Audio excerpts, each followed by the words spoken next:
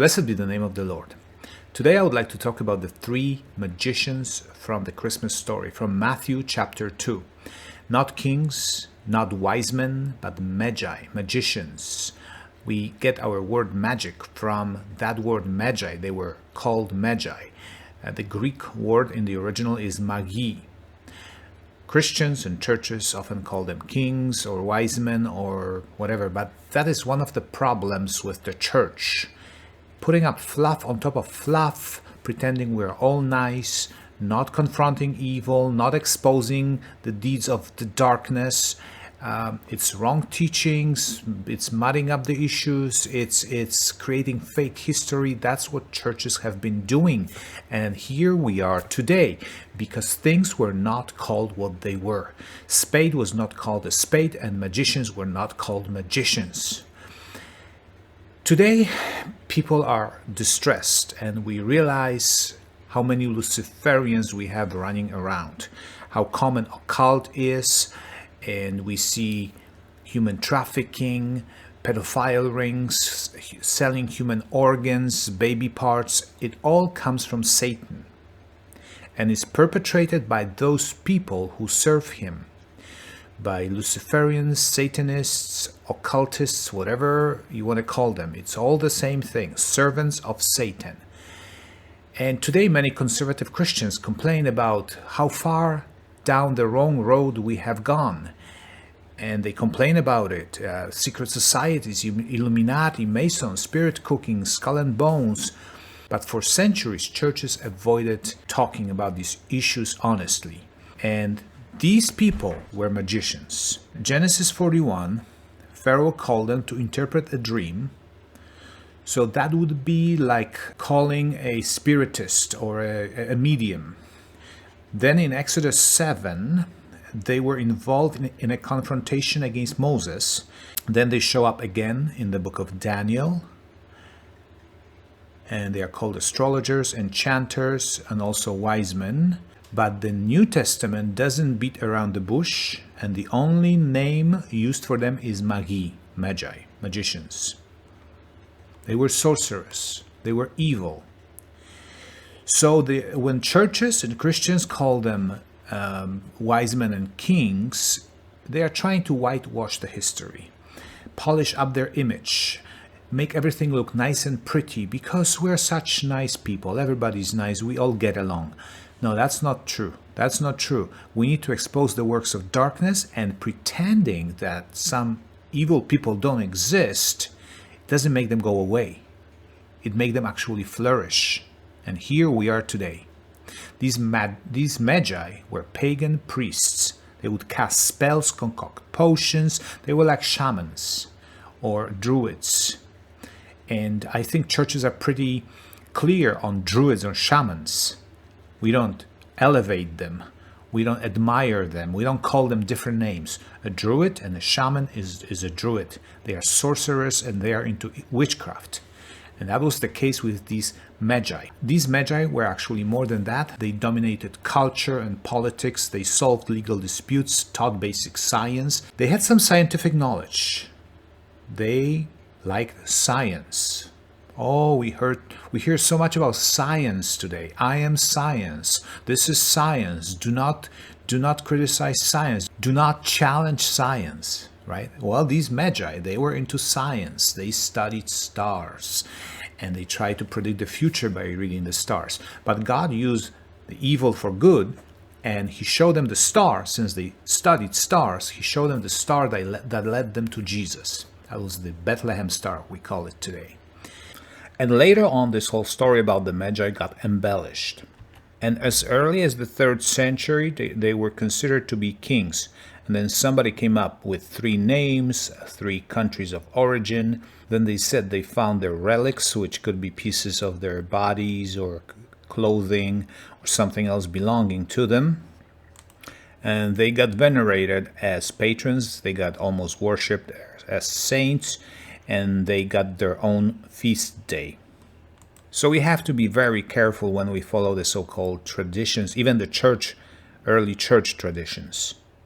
But what is crucial to this story is that they were magicians and they were from Babylon. Possibly they were from Persia, but those two areas, they had similar culture, the same kind of witchcraft and occult going on. But very likely they were from Babylon, because that fits very nicely with the rest of the narrative from the Bible, about Babylon being the source of all evil from the beginning till the book of Revelation. So there's a strong pagan element in this prophecy, because this is a prophecy. This is a prophecy about the future all the way until the second coming of Jesus, and it is a very encouraging prophecy. So today people might be discouraged. People are discouraged about so much Satanism and evilness around us. The so-called elites, they worship Satan. In Revelation 17:1, it says, "I will show you the judgment of the great prostitute who is seated on many waters, with whom the kings of the earth have committed sexual immorality." Sexual immorality in the Bible is a symbol for idolatry. Kings of the earth, the leaders, presidents, prime ministers, and actual kings, they have committed sexual immorality with this prostitute seated on many waters, and that is Babylon. That is the invisible hands pulling the strings of the governments today. Babylon is seated on many waters as the trading center, when it is all about trading, buying and selling. And that ties up with the mark of the beast, which is about buying and selling. Because we see how the big businesses, big corporations, they enforce the tyranny. And the sexual immorality, the symbolic sexual immorality being idolatry, is worshiping false gods, worshiping idols. And that is basically Satanism, because all the false gods, they are under the authority of the devil. They are the minions of Satan. They operate in secret societies, in secret meetings. For example, Bilderberg Group, only until a few years ago, they were denying it ever existed. Same goes for the Bohemian Grove. But these things do exist, but they're only for the initiated, for the illuminated, for the Illuminati. It's all secret, it's all occult. And that's why it says in the Bible that Babylon is secret. It says mystery Babylon. There's no separation in there. There's no semicolon, colon, or a comma. This is one name, one full name. Mystery Babylon, secret Babylon. The full name is Mystery Babylon, because it's a secret Babylon. And all these people who are in the Babylon system, they operate in secret. And it's pretty disconcerting that those people are in charge of countries. They're in charge of the direction that the world is taking. They hate Christ, they hate God, and how could we ever win? They try to pervert our children. They already corrupted the school systems. They try to silence the truth, and we see how the dark side is trying to triumph over good in our days. But this is where the story of the Magi should give us hope, because the Magi were very similar to today's Luciferian elites. The Magi were the ruling elites. Globalists today are the ruling elites. The Magi were involved in politics, power. They were influential. Same goes for the globalists. They worship Satan, basically, the Magi. They were into black magic. The globalists today are Luciferian. They worship Satan, more or less openly. The Magi, they held secret arts and magic in high regard. Same goes for the globalists. They practiced mystery religions, both groups. And the Magi, they were from Babylon, like I mentioned, and the globalists today are Babylon. And yet, about the Magi, God showed them the star, led them to Jesus, and they bowed before Christ and worshipped him and gave him gifts. So this story is a prophecy announcing that even the most wicked people, even the most deeply involved in the occult, will bow and recognize Jesus Christ as King of Kings and Lord of Lords. Even Luciferians, Satanists, will eventually bow before Jesus.